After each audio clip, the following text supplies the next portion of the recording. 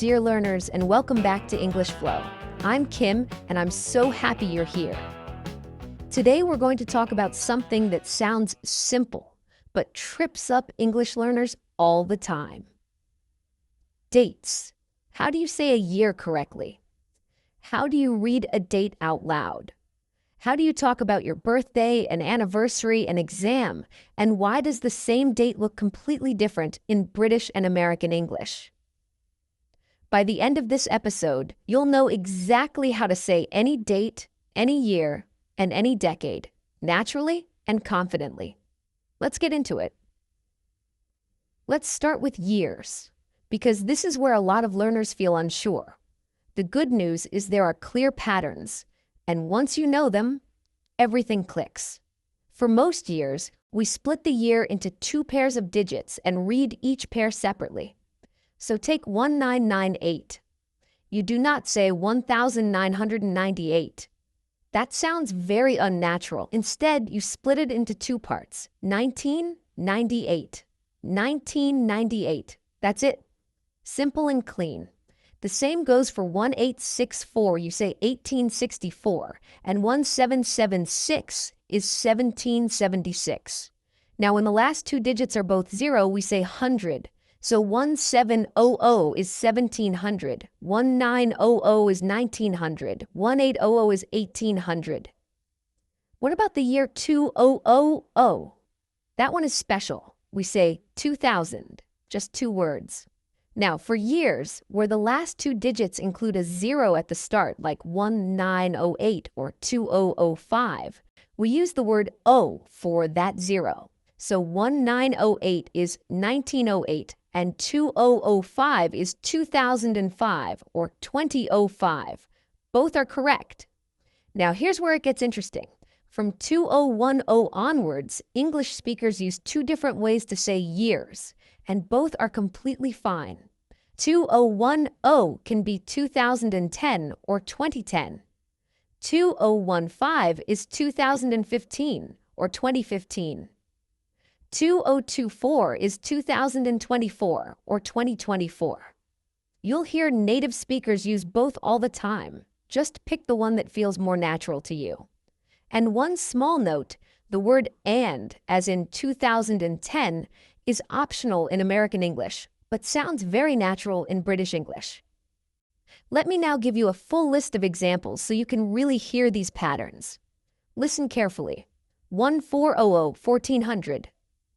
1776, 1776, 1864, 1864, 1900, 1900, 1902, 1902, 1998, 1998, 2000, 2000, 2001, 2001, 2005, 2005 or 2005, 2010, 2010 or 2010, 2019, 2019 or 2019, 2026, 2026 or 2026.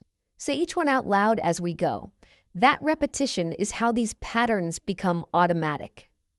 Now, before we talk about how to say the date itself, we need to talk about ordinal numbers, because in English, dates use ordinal numbers, not regular counting numbers. So we don't say June 3, we say June 3rd. We don't say the 1 of January, we say the 1st of January. The ordinal number is the one that tells us the position or order of something. Here are the ones you need to know, and listen carefully to how each one sounds. 1 becomes first, 2 becomes second, 3 becomes third, 4 becomes fourth, 5 becomes fifth. Notice the V in 5 changes to an F. 6 becomes sixth, 7 becomes seventh. 8 becomes eighth. We drop the E from 8. 9 becomes ninth. We also drop the E from 9. 10 becomes 10th. 11 becomes 11th.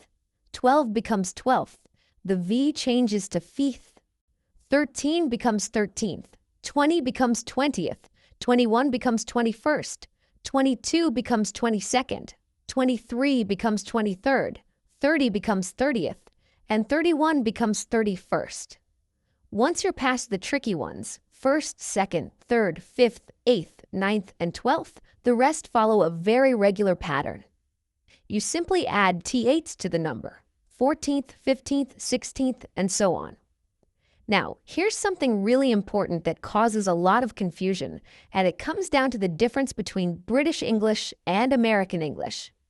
In British English, we write and say the day first, then the month, then the year. So if you see the date written as the 3rd of July, 2026, in British English, you say it as the 3rd of July, 2026, or July the 3rd, 2026. In American English, it's the opposite. The month comes first, then the day, then the year. So that exact same date, the 3rd of July, 2026, in American English would be read as March the 7th, 2026. You say it as March 7th, 2026. This is really important. The same sequence of numbers means two completely different dates, depending on which English you're reading. Always pay attention to the context. To make this even clearer, let's take the 7th of March as our example. In British English, you say the 7th of March. In American English, you say March 7th. Same date, different order. Both correct, just in different varieties of English. Now let's talk about how to use dates in real sentences. And this is where prepositions matter a lot. A preposition is a small word like in, on, or at that tells us the relationship between things. The rule is actually quite simple. You use in with months and years, and you use on with full dates and specific days of the week. So with in, you say, I was born in 2000. My exam is in July. We moved here in 2019. And with on, you say, I was born on June 29th, 2000. The meeting is on Monday. The party is on Friday. My exam is on July 10th. And here's something learners often get wrong. In English, you must use on when you say a full date. You cannot drop it. For example, the correct sentence is, I was born on June 29th, 2000. Saying I was born June 29th, 2000 without the on is incorrect. It sounds unnatural to a native speaker. The same goes for days of the week. The correct form is the party is on Friday. Saying the party is Friday without on is also wrong. Think of on as a small but necessary bridge between you and the specific date or day. You always need it. Now let's talk about birthdays, because this comes up all the time in real conversations. When is your birthday? This is the most natural, casual way to ask. What's your date of birth? This is more formal, often abbreviated as DOB, and used in official situations like filling in a form or speaking to a doctor or at an airport. And here's something subtle but useful. These two sentences are both correct, but they feel slightly different. My birthday is June 29th is more informal and relaxed. You'll hear it in everyday conversation. My birthday is on June 29th is slightly more formal, but also very natural. Both are perfectly fine, and you'll hear both from native speakers. More sentences for birthdays and important dates. I was born on June 29th, 2000. My birthday is coming up next week. We're throwing a birthday party on the 15th. Her birthday is on Christmas Day, December 25th. My exam is on July 10th. Our anniversary is on August 2nd. The meeting is on Monday the 14th. Christmas is on December 25th. New Year's Day is on January 1st. The deadline is on the 30th.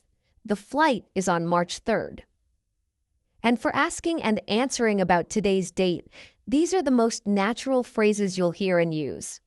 What's today's date? What date is it today?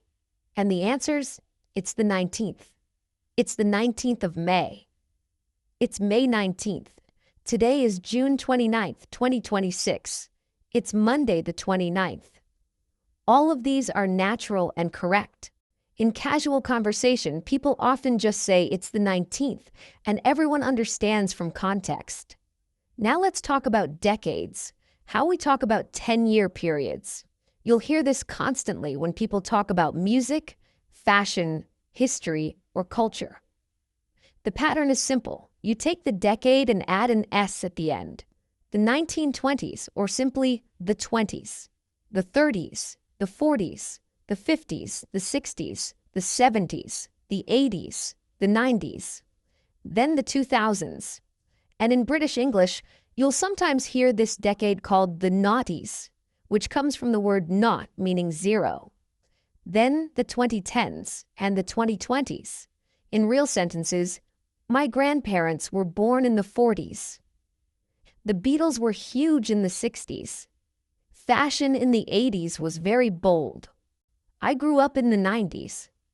Smartphones completely changed the world in the 2000s. A lot changed during the 2010s. And one small but important note about writing. When you write a decade, you write it with just a lowercase s at the end. So the 90s in writing is the 1990s with an S and no apostrophe before it. Writing it with an apostrophe before the S is incorrect because an apostrophe shows possession, that something belongs to that year. And that's not what we mean when we talk about a decade. Here's your homework. Think of 5 important dates in your life: your birthday, a special event, a happy memory, and say them out loud. Say the year correctly. Say the full date with the right preposition. Make it yours.